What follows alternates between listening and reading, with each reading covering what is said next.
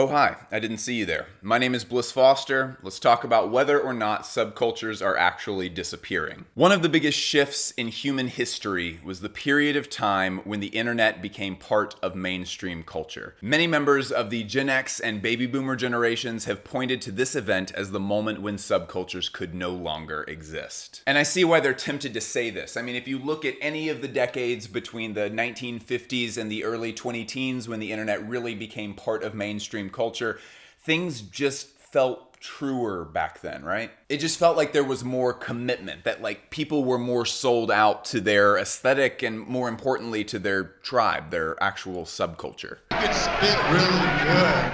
And by contrast, now we have this option to switch between subcultures almost instantaneously. I mean, you could moderate a subreddit for the Canadian punk scene while posting every day to a dark web death grips forum, while being a massive Twitter advocate for a Marxist political candidate in Alaska, all while watching 24-hour news coverage of Formula One racing. Then that same kid could get up, put on a Nike tracksuit, and go to their high school where they play football and never talk to their friends about their actual interests. In a couple of months' time, that kid could live 4 or 5 lifetimes worth of subcultural commitment just hanging out in their bedroom. And that kid gets all of the feelings of commitment, and they get all the information, certainly, of belonging to a subculture. But I guess the question that all of this comes down to is that actually what subculture is? Is that what we're talking about? If you're new here, hi, my name's Bliss. I spend a lot of time on YouTube unpacking the nuances, references, and artfulness of designer fashion, analyzing runway shows, talking about cultural movements within fashion, the whole deal. If that's something that you like, you should subscribe. Okay, so for a little bit of context, let's talk about what subculture is in the modern world. When we talk about subculture now, we're often talking about the series of movements that happened after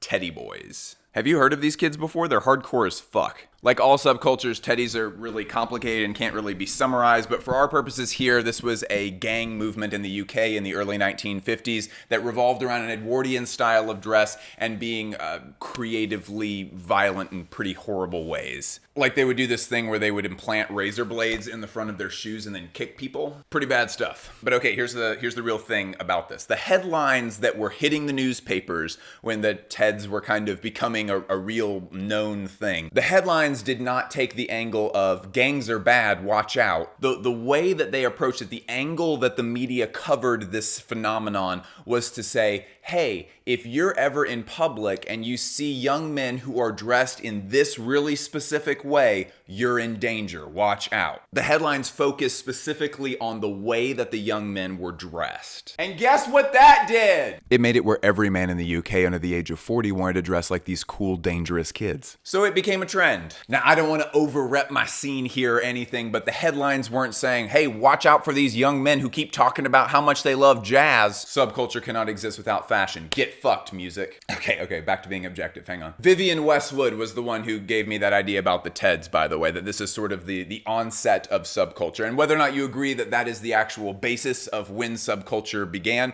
there's usually a lot of talk about the fact that subculture had some kind of beginning to it. Oh, hang on, the lighting just changed. I need to go shift the settings. Did that work? I have no idea. Running a YouTube channel, not knowing how to use a camera. This has been really great. So Vivienne Westwood, one of the founders of modern punk and one of the biggest current critics of the punk movement, she was kind of the one who put me on to this idea that Teds were sort of the genesis of subculture. And there's obviously a lot of disagreement about when subculture actually started, but there's usually some kind of genesis to it. People usually point to a specific place where it's like, yeah, subculture as we know it now kind of started here. And if I could put myself into the mindset of older people who look at this kid with the Marxist political candidate in the Formula One racing, I would maybe be tempted to say, you're not really part of any subculture because those don't exist anymore. And before anyone who's my age or younger gets mad, let me just explain a little bit. There's been a couple of really big changes that have happened in subculture since the internet took hold. I'm going to try to explain a few of those here. The first point moves a little bit slower, but we're going to get into the lightning round really quick. So I encourage you to stop multitasking and to stay here with me. The first major one is this idea of sacrifice. In order to get anything, you have to be willing to give stuff up, right? If you were a kid in the 1980s in California and you were just like, man, I do not connect with Michael Jackson or Hall & Oates. I think that Mustangs are stupid and I feel like nobody gets me. You would sneak out of the house and you would go to a Black Flag show. It was a physical place with other young outsiders where you got to feel like you belonged to a group. And sure, I mean, we go to places now. I get that. Any kid who skates in LA now would tell you that, yes, I mean, my subculture is very dependent upon location. I come to this skate park like every day. I see the same people. We all hang out. We get food sometimes. Pretending like everything that subculturally happens now all is funneled through Instagram, that is intellectually dishonest. That's just not true. But I think the primary difference was that this kid that was going to Black Flag shows did not have another choice. It was either that you're at your parents' house in the suburbs, bored out of your mind, not wanting to do anything that you're being required to do, or you are out at a Black Flag show or hanging out with your punk friends downtown. You didn't get any of the positive reinforcement of being in the punk scene unless you were literally physically at the punk scene. Okay, so the big thing that separates that from now is how much you have to give up. There is certainly physical presence that's involved in subcultures now,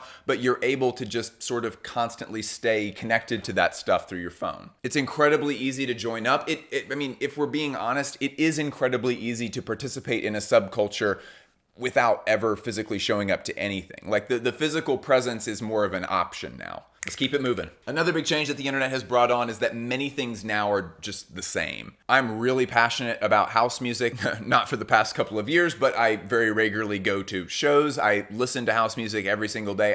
I feel very plugged into that scene. And this is a huge conversation in the club electronic scene generally, that all clubs are kind of becoming the same. Because we all have access to Instagram and everyone is able to see what everyone is doing at the same time, it sort of encourages, it doesn't force, but it encourages this kind of center sameness. Okay, fuck this thing, no.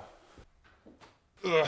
I've tried to kill that spider like 8 times today and I finally got him. Like a few years ago, I was in Barcelona for a trip and I went to a club one night, and Barcelona is famous for their club scene. And I had a good time. It was really cool, but like, I mean, the music, the way people were dressed, the club itself, everything sort of looked like a particularly good club night in the American South. There really wasn't anything that set it apart as far as like, welcome to, this is Barcelona. And that felt kind of weird, right? Like, I mean, there's always going to be things like Berlin. Berlin is Berlin. There is no substitute or anything that is similar to Berlin. Nothing is similar to Ibiza. But in general, the subculture of global clubs, everything is it's pretty similar. When we can see everything all the time, things just start to aesthetically blend together a little bit. One more big point about this, and then we'll start to land the plane here a little bit. One of the biggest criticisms of modern subculture that I see online is people saying that a lot of the current subcultures are just rehashes of previous subcultures. Original punks love to talk about this, like saying that like, oh, all that punk is now is just this copy of a copy of a copy of a copy of what we were doing. All of that usually is meant to imply this is not genuine. It's not coming from a real place. So just from what I've seen, a lot of the resurgence of punk specifically has been because of some improvements that have been made in racial equality in the United States. Do not get it twisted. We are by no means done in that regard. There's still a lot of work to be done on racial equality, but I don't think there's any disputing that things are substantially better now than they were in the 1970s or even in the 1990s. And a huge part of the punk resurgence in the last few years has been among young black men and women. My personal theory on this is that the aesthetics and the ideas of punk are something that appeals to many different kinds of people, but that young black people did not feel like they were particularly welcome in the punk scene when it was first happening. And again, I'm like having to qualify so much stuff here. Punk owes an enormous amount to its early adopters who were black. Bad Brains, Pure Hell, and the band Death, which if you've never heard Death before, it was one of the first punk bands ever, and that shit still slaps today. It's such good music. I'm getting off topic here, but my overarching point is that originally when punk was coming out in the 70s and 80s, there were probably many young black people who didn't feel like they could participate in that space. And then their children or their children's children look at that and say like, I resonate with the things that were happening back then. I would like to give this a shot now. But okay, let's wind this back a little bit. We began by talking about subculture as something that started in the 1950s. Is that actually true? Because if something does have a definite beginning to it, then it stands to reason that that same thing could die, right? And I mean, like, Look, I'm not trying to offer any definitive answers here. I feel like a big part of what my job is to ask the right questions. And I feel like the right question in this case is this. Are subcultures just a part of human nature? In 1774, there was a novel that came out called The Sorrows of Young Werther. Stay with me, we're still on the same topic here. I'll spare you the full plot synopsis, but essentially this book is about the protagonist, Werther, who falls in love with this woman who is married, and he is so overcome with unrequited love that he ends up very dramatically killing himself. Okay, so that book blew the fuck up when it came out. 1774, this book was a global phenomenon. They could not print copies fast enough. Okay, so the book goes into a ton of detail about what Werther wears, his actual way of dressing, and all over the world, there were all these guys who were imitating his style of dress. They would go get custom clothes made that were specifically like what he wears in the book, and they would wear it all around town and carry copies of the book and act all dramatic and stuff. And so this is hilarious. So the media at the time claimed that this book was causing a bunch of copycat suicides. That guys were dressing like Werther and then going out into the woods and writing a love letter to someone and then shooting themselves with the same pistol that he had in the book. So we've looked into this